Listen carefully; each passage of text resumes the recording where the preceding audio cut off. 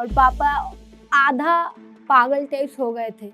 घर में तोड़-फोड़ कर रहे थे। घर वालों ने यहाँ मेरे को झूठ बोला कि एक्सीडेंट हुआ है, लेकिन मेरे भैया उस समय हम लोग को छोड़ के बहुत दूर चले गए थे। इतना रुपया लगा देनी तू कुछ न कैलू, रतन के नाम नीचे कर दोगी का। वो जब सुनी कि हम बिहार के हैं तो हमको ऐसे देखने लगी जैसे हम कहाँ से आए हैं। ट्रक के नीचे छुपे रहे बहुत देर तक, बहुत सारे पेपर निकलते थे, लेकिन एट द एंड किसी का रिजल्ट नहीं होता था। उसके बाद मेरे को ये बीपीएससी में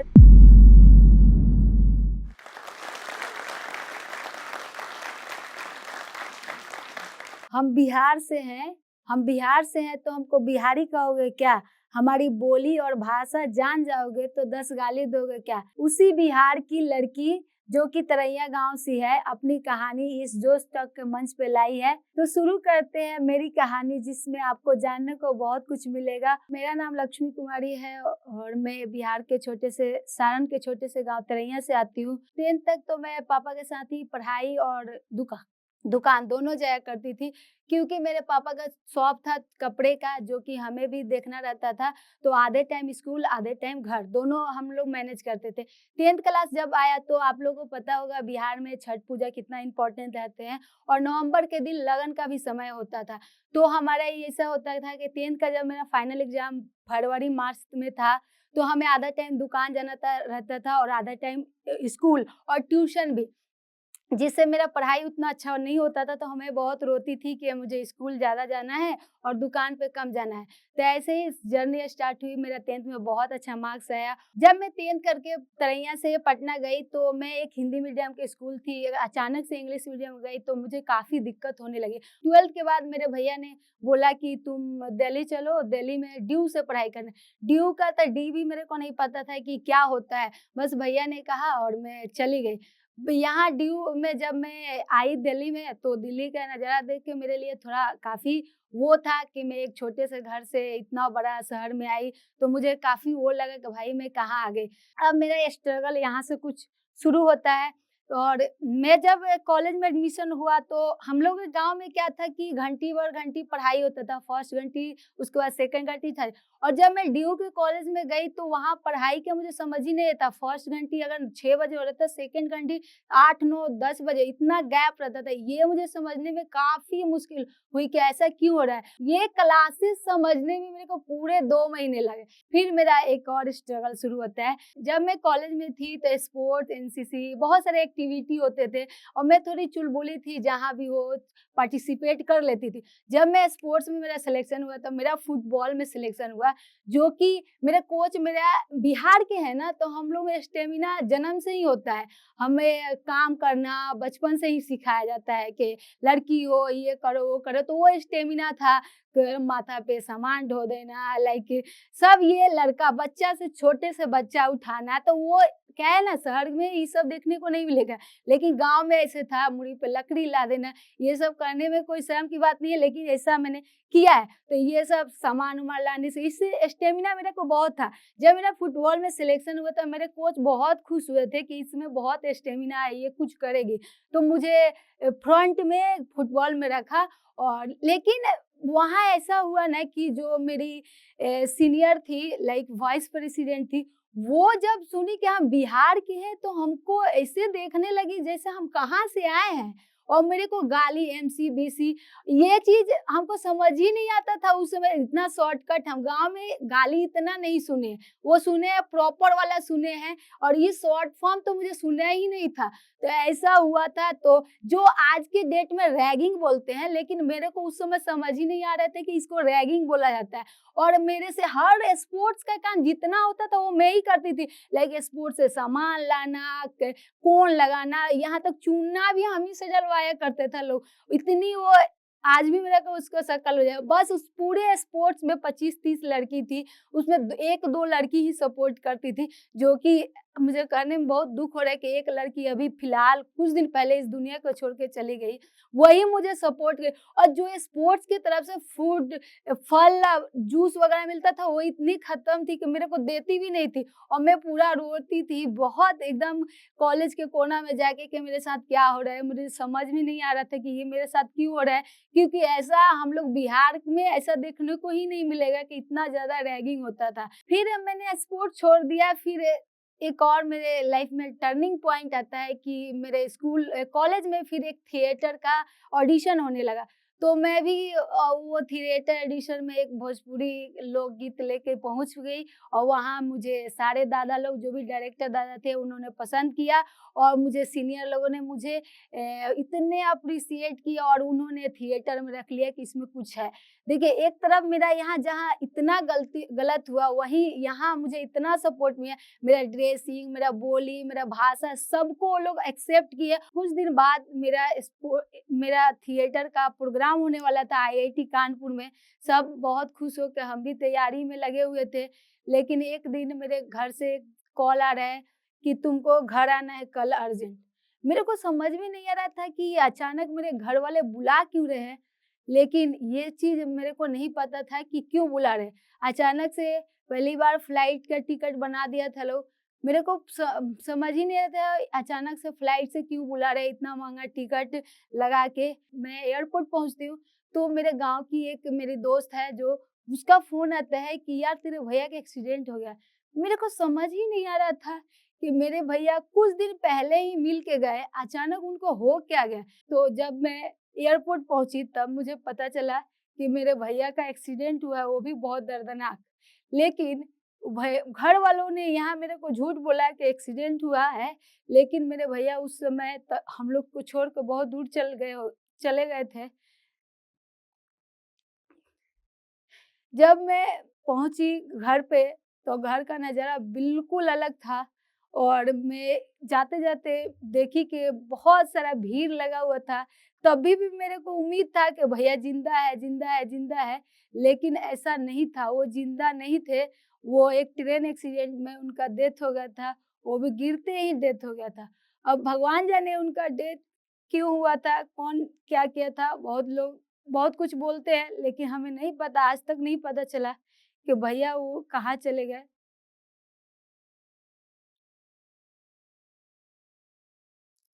तो जब मैं घर पहुँची तो मम्मी-वम्मी सब, मासी-वासी सब लोग आया हुआ था। मेरे पापा गिर गए थे, जब उस दिन तो डेड बॉडी नहीं आया क्योंकि भैया का डेथ कोलकाता के आस-पास में हुआ था। अगले सुबह जब डेड बॉडी आई, मात्र 6 मिनट या 5 मिनट ही द्वार पे रखा गया, उसके बाद तुरंत उनको लेके भाग गया गया लेके चला गया लोग। और वो चीज़ मेरे लिए बहुत पेनफुल रहा था, क्योंकि हम जिससे आप जितना कनेक्ट होते हो ना, वो दूर जाता है तो बहुत बहुत दुःख होता है। और भैया हम बहन लोग के लिए बहुत कुछ करते थे, बहुत सोचते थे और वो एकदम भाई-बहन कम, दोस्त ज़्यादा रहना पसंद करते थे।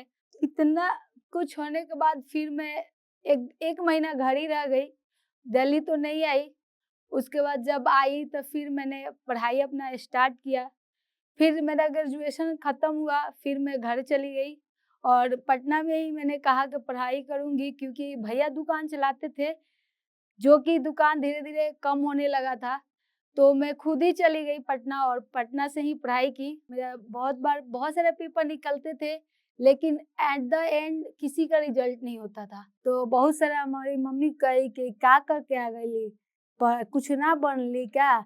ऐसे मेरे मम्मी से पूछा जाता था, लेकिन मम्मी तो कुछ नहीं बोल पाती थी, क्योंकि मम्मी को पता था ये जो कर रही है, वो सही कर रही है और इसको मिलेगा।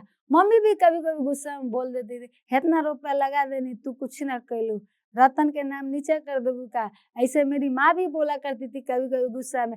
क्योंकि जब बिहार की लड़की का 25 प्लस होता है, 20 प्लस होता है, सब लोग किस पे फ़ोकस करते हैं? शादी पे। लेकिन हम कहते थे, "माँ रुक जाओ, कुछ तो रुको, कुछ कर लेंगे तो शादी कर देना। शादी करना ईज़ी है, शादी करना ईज़ी है, लेकिन निभाना बहुत मुश्किल है। जाकर चूल्हा-चौकी और पढ़ाई दोनों थोड़ी होगा। एक चीज़ पे फ़ोकस रखेंगे तब ना एक चीज़ क्लियर होगा।" तो यही मैं माँ को बोला करती थी। एक समय मेरे पापा का एक्सीडेंट हो गया, जो कि मेरे पापा खाई में गिर गए थे और वो खाई में गिरे, वो चीज़ भी बहुत पेनफुल रहा। एक भाई और एक बाप एक लड़की के लिए क्या होता है, ये आप लोग अच्छे से समझ सकते हैं। तो जब मेरे पापा का एक्सीडेंट खाई में गिरने से हुआ, तो मेरे पापा का ब्रेन में बहुत चोट लग गई थी, हाथ टूट गए थे, चेस्ट में भी हड्डी वगैरह क्रैक हो गया था और उसके बाद मेरे पापा हॉस्पिटल में थे और पापा आधा पागल टाइप्स हो गए थे।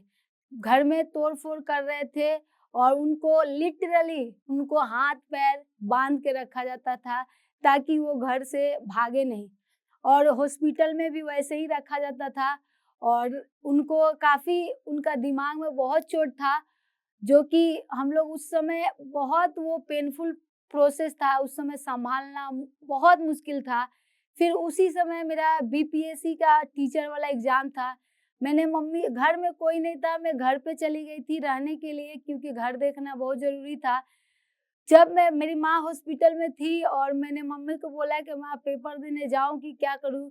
मम्मी ने बोला कि चल जा। फर्स्ट ऐसा एग्ज़ाम था जो कि हमेशा मेरा एग्ज़ाम छपरा में ही पड़ता था, जो कि सिवान पड़ा था, जो कि मेरे घर से लाइक 100 से 200 किलोमीटर पड़ता है और मेरे साथ जाने के लिए कोई नहीं था। वैसे बचपन से अकेले ही ज़्यादा गई हूँ, लेकिन उस समय ऐसा सिचुएशन था कि ऐसा लग रहा था कि कोई चले हमारे साथ कि मेरे को सपोर्ट की ज़रूरत थी उस समय बहुत और उस समय कोई नहीं था। मैं रोते-रोते बस में गई और जाके एग्ज़ाम दी, फिर रात में आई, फिर एग्ज़ाम दी, फिर 2 दिन एग्ज़ाम था, फर्स्ट डे, सेकंड डे, दोनों दिन अकेले गई, एग्ज़ाम दे के आई और उस समय बारिश इतना था, हम गीला होके एग्ज़ाम हॉल में बैठे थे। इवन मैं ही नहीं, बहुत सारी लड़कियाँ बैठी थी क्योंकि वो ऐसा जगह एग्ज़ाम था, वहाँ आस-पास कुछ घर ही नहीं था और हम भीगते हुए पेपर दिए।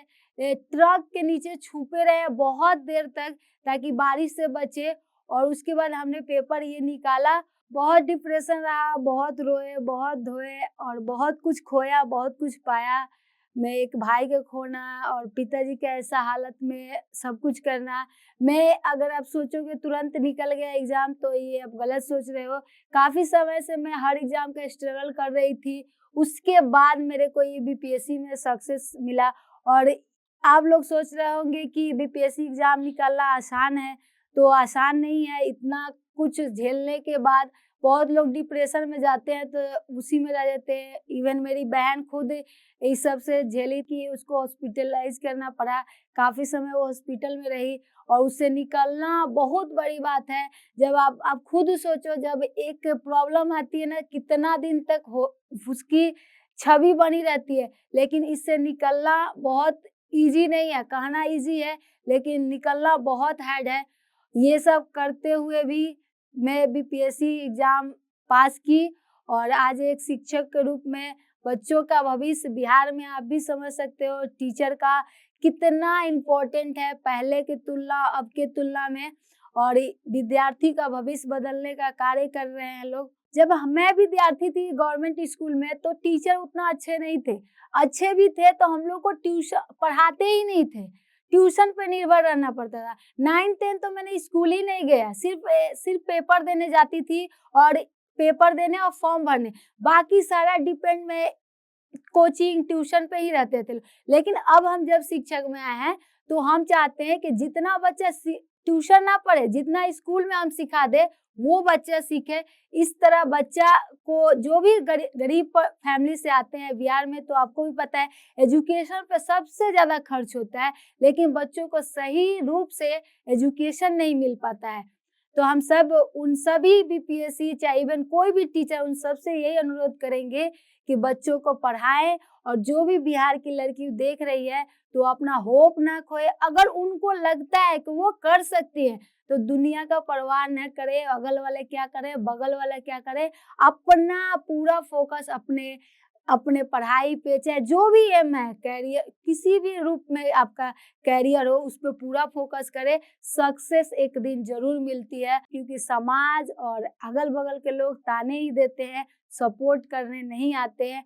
मदद के लिए हाथ नहीं उठता लेकिन ताली बजने के लिए सबके हाथ उठते हैं। इसलिए अपने आप पे भरोसा रखो और पढ़ाई पे फोकस करो जो भी है और सक्सेस जरूर मिलेगी।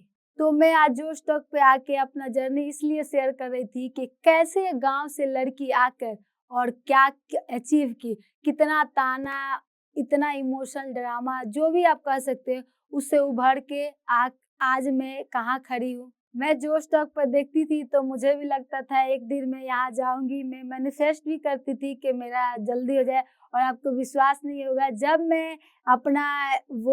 जब मैं ईमेल लिख रही थी तो मुझे लग रहा था कि कितने महीने लग जाएँगे आने में, तो ऐसा कुछ नहीं था। मेरे को 2 दिन ही बाद मेरे को रिप्लाई आया और मैं यहाँ आई।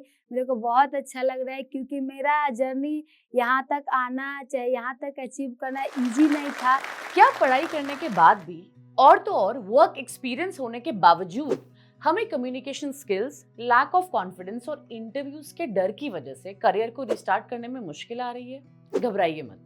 हम जानते हैं हमारे जैसे ना जाने कितनी औरतें हैं जिनके पास वर्क एक्सपीरियंस है पर कुछ ना कुछ रीजंस की वजह से जॉब छूट गई है और अब हम अपने करियर को फिर से एक मौका देना चाहते हैं। पर जरूरत है तो एक सपोर्ट की, मेंटरशिप की और स्किल्स इंप्रूवमेंट की। इसलिए जोश लेकर आया है एक ऐसा प्रोफेशनल ट्रेनिंग प्रोग्राम जो घर बैठे बैठे लाइव एक्सपर्ट सेशंस के थ्रू बनाए हमें दोबारा से जॉब रेडी। आइए घरेलू कामकाज के साथ साथ करते हैं खुद के सपने पूरे और करियर की एक नई शुरुआत with full confidence and polish skills. अगर हम रेडी हैं अपने स्किल्स को अपग्रेड करने के लिए तो नीचे दिए गए लिंक पर क्लिक करें।